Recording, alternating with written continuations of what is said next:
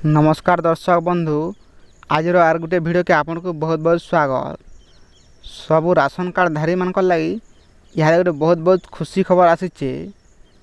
आपण मैंने जानते गला किसी दिन है सबू न्यूज सबू आड़े तमाने चर्चा होता जे राशन कार्ड मान को ई-केवाईसी कर ना आपण राशन कार्ड मान कटिजा बोली, किंतु यहाँ गोटे समस्त लगी खुशी खबर आई।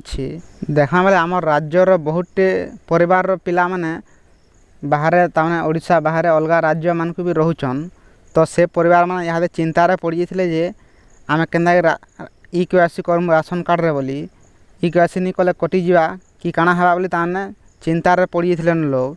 किंतु यहाँ गोटे समस्त लगी खुशी खबर गोटे आई।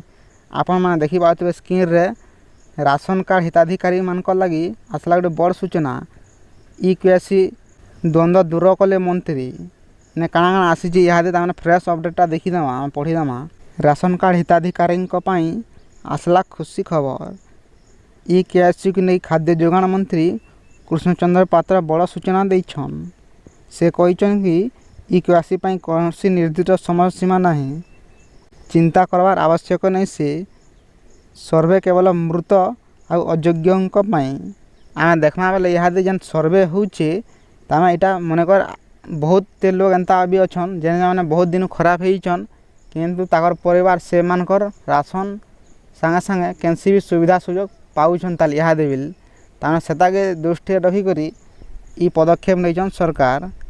तो यहाँ कैंसी भी ताने हेन्ता समय सीमा नहीं न कि एत तारीख भितर ई-केवाईसी कर नहीं बंद हो हेन्ता भी नहीं न ताने यहाँ ई सर्वे हिसाब से आग जेन खराब है लोक मानकर परिवार बिल तांकर राशन माने पाउछन ताल यहाँ से दृष्टि रखी ई पदक्षेप नहींचन सरकार। तो देखा ई-केवाईसी हेन्ता कैंसी भी समय सीमा नहीं न यहाँ सामिल होता कहीं भी योग्य हिताधिकारी बाद पड़े नहीं। परिवार कहीं बाहर थिले मध्य आराम रे ई-केवाईसी करि आसिकरी समस्त ई-केवाईसी जांच सरिबा परे एही प्रक्रिया बंद करिबा बोली खाद्य जोगाण मंत्री कृष्णचंद्र पात्र कहिछन। तामने केंसी भी परिवार केंसी भी किए भी तामने बाहर रहथिले बिल ई-केवाईसी करवार तामने बाध्यतामूलक नहीं से यादे बोली तामने मंत्री कहिछन।